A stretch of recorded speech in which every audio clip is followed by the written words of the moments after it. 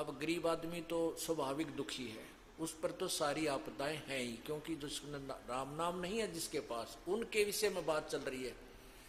उपदेश प्राप्त करने के बाद फिर राजा और रंक में कोई अंतर नहीं रहता, जिसके पास भक्ति चल रही है। और जो राजा राम नाम नहीं लेता है और रंक गरीब आदमी भगवान भज रहा है, वो राजा से करोड़ गुना उच्च है, परमात्मा के की दृष्टि में उस राजा से असंख्य गुना प्रिय है। तो बताते हैं कि हम सोचते हैं कि साहूकार सुखी होगा, साहूकार कति सुखी नहीं।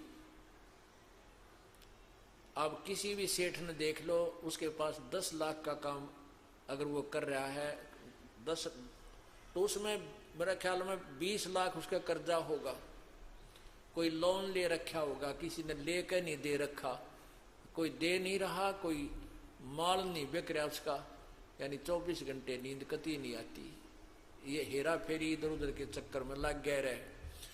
तो वो सोचता है कि राजा सुखी होगा, आगे पीछे सैनिक चलते हैं, सिपाही आदेश में सलूट मारते हैं, लेकिन राजा को चैन कती को नहीं।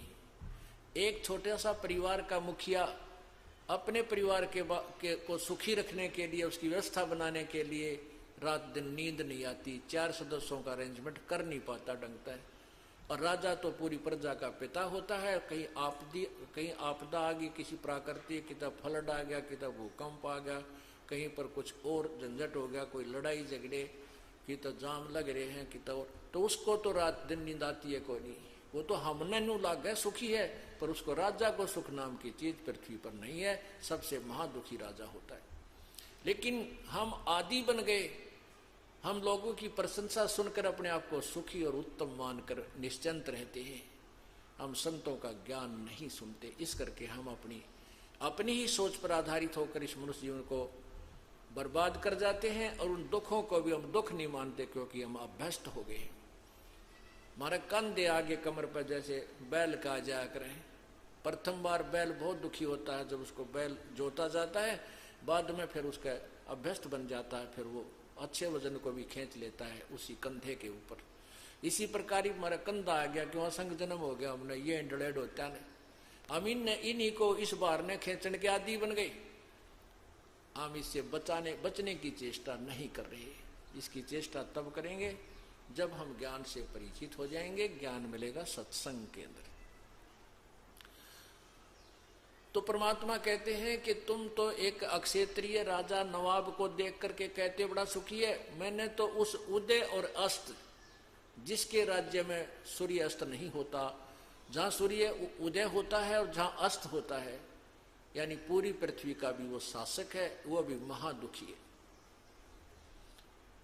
जो उदय अस्त की बात करते हैं ना, हमारा यहां से लेकर वहां तक राज्य है, मैंने वो भी देख लिए, उनको भी आग लगी हुई है हृदय में। 24 घंटे चिंता रहती है, कदे कोई दूसरा राजा तेरा विद्रोह ना कर दे, कहीं ऐसा ना हो जा। राजनीति के अंदर दिन रात लगा रहता है, वो धर्म नीति भूल जाता है। तो परमात्मा हमें बताते हैं कि घाटे बाध्य सब जुग दुखिया, के गृहस्थी बैरागी हो। हमने देखो, हम तो सोचते हैं गृहस्थी आदमी दुखी है, जो बैराग ले जाते हैं, बैराग ले लेते हैं, वो जंगल में झोपड़ी गाड़ ली। अब झोपड़ी डाल तो ली, लेकिन वहां भी शेष बनाते हैं, और वो शेष उनके टूट कर दूसरे बैरागी द्वारा चले जाते हैं, तो उनकी लड़ाई होती है। रात ने नींद नहीं आती, हाय मेरे चेले चले गए, उसके लड़ने जाता है। हम एक बार जगन्नाथपुरी को देखने गए थे।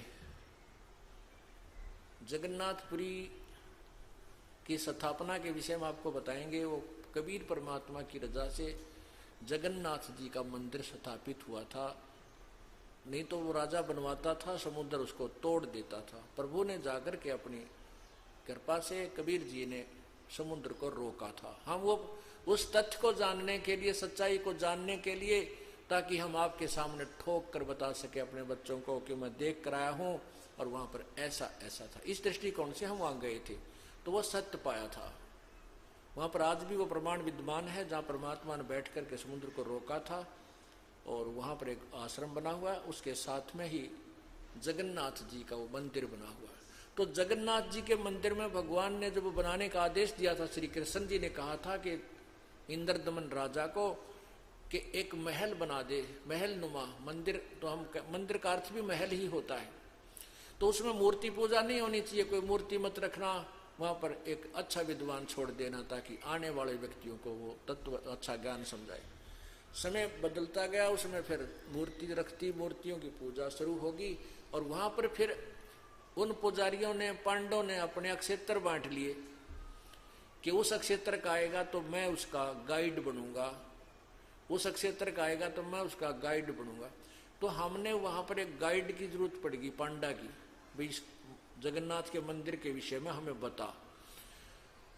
तो वहां एक पांडा और आ गया, वो बोला तुम आप कहाँ से आए हो? हमने कहा हम रोहतक से आए, हरियाणा से।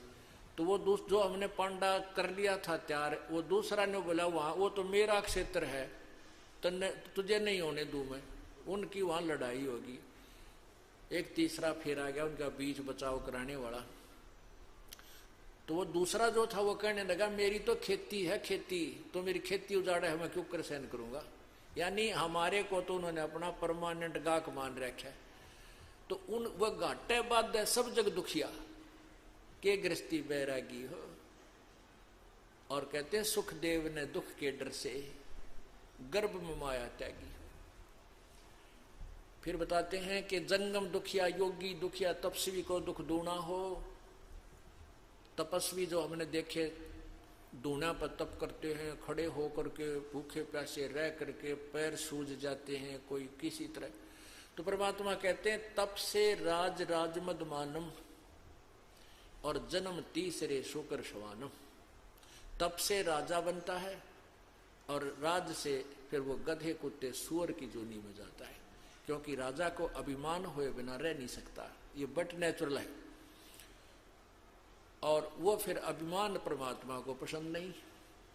तो तपस्वी को दूना दुख हो गया, पहले शरीर फूका वो दुख, राजा बना दिन रात चैन नहीं, केवल चंद समय की बकवाद राजा कर लेता, घूटी छूटी ला के और फंड करके नाच गाने देख लेगा, लेकिन उनसे दूर होते ही वह आग उसके हृदय में फिर जो की तो जलती रहती है।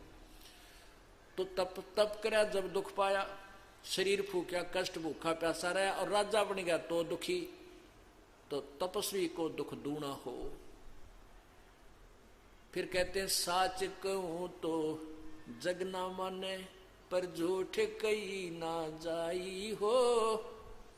भाई सच कहूं तो यो जग ना माने, पर झूठ कही ना जाई हो।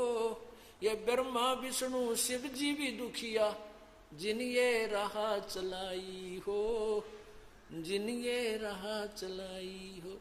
अब हमने भगवान ब्रह्मा जी, भगवान विष्णु शिव शंकर को सर्वेश्वर महेश्वर अजरो अमर, सारी सृष्टि के रचनहार, सब दुखों के निवारण कर्ता मान रखा था।